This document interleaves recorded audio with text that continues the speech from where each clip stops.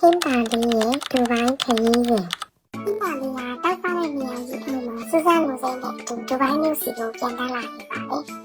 ဒူဘိုင်းမြို့ဟာအနာဂတ်ရဲ့အလားတရားတွေနဲ့ရိုးရာရင်ကျင်းမှုတွေရှင်တွဲနေတဲ့မြို့ကြီးတစ်မြို့ပေါ့။ဟင်းပါလေးကမောချိလိုက်တဲ့အခါတိမ်ငင်ကိုထိလို့မတက်ပြင်မာပြီးတောက်ပတဲ့အဆောက်အုံမျိုးကြီးကိုမြင်လိုက်ရတယ်။အဲ့ဒီမှာအမြင့်ဆုံးကတော့ဘတ်စကလီပါလို့ခေါ်တဲ့ပြောစင်ကြီးပေါ့။ဒီမှာရှိတဲ့လူတွေကအိမ်မက်တွေကိုအကြီးကြီးမြတ်ကြတာပဲလို့ဟင်းလာလေးကတွတ်ပြောနေတယ်။မကြခင်မှာပဲဟင်းလာလေးကမြို့ပြင်ကရွှေရောင်သိက္ခဏာရကြီးစီလို့ပြီးထွက်နေတယ်။ကားလေးတွေကအသေးကုန်းပေါ်မှာပျော်စရာကောင်းလာအောင်မောင်းနေကြပြီးနေဝင်ချိန်မှာတော့ကောင်းကင်ကြီးကလိမ်မရောင်နဲ့ပန်းရောင်လေးတွေကပကြီးဆွဲထားတယ်လို့ပဲ။ပိတ်စိတ်တဲ့ကဏ္ဍရကြီးကလည်းရေကုန်ကြတဲ့အပြည့်အလားတရားတွေနဲ့ပြည့်နေနေပါလားလို့ဟင်းလာလေးသိသွားခဲ့တယ်။မြို့ထဲကိုပြန်ရောက်လာတဲ့အခါဟင်းလာလေးက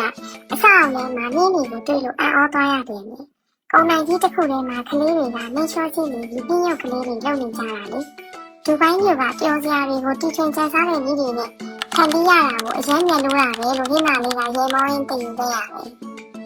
ဟင်းလာလေးကရှင်းအောင်လန်းနေနဲ့ဆုပ်လို့ခေါ်တဲ့အရောင်သေးဆောင်တဲ့ဈေးတန်းကြီးစီကိုလည်းတားနိုင်ခဲ့တယ်။ဒီထဲမှာဟင်းခတ်အမွှေးကြိုင်နဲ့တင်းကျပ်နေပြီးဈေးတယ်တွေကလည်းဖော်ဖော်ရီရီနဲ့ကြုံကြနှုတ်ဆက်ကြတယ်။ဒီဘိုင်းမြို့ကကဘာတဝမ်းကလူတွေကိုမိထွေးစာကြိုးစားတယ်လို့ပဲသူတို့ရဲ့အားရရိုးရာတွေကိုလည်းတမိုးထားဆောက်ရှောက်တာကိုဟင်းလာလေးတွေ့ရှိခဲ့ရတယ်။